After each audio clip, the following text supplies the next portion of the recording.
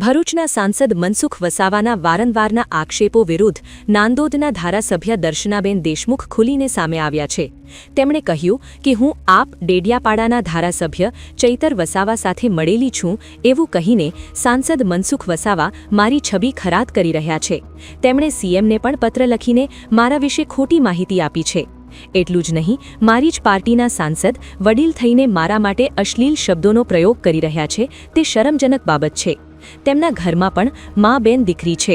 પ્રજાની સમક્ષ એવું સાબિત કરવા માંગ્યા કે ડોક્ટર દર્શના દેશમુખ આવા ખોટું કામ કરી રહી છે।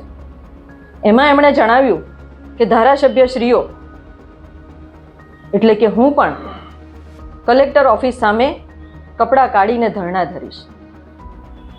આ વિષય એમણે બોલતા પહેલા 10 વખત વિચાર કરવું જોઈતું હતું। તમારા ઘરમાં પણ મા બેન દીકરીઓ છે, તમે કોઈની દીકરી માટે અને તમારા પોતાની પાર્ટીની આ એક દીકરી છે એના માટે તમે આવા અશ્લીલ કહેવાય આ શબ્દો, એવા શબ્દોનો શબ્દો પ્રયોગ તમે કેવી રીતના કરી શકો?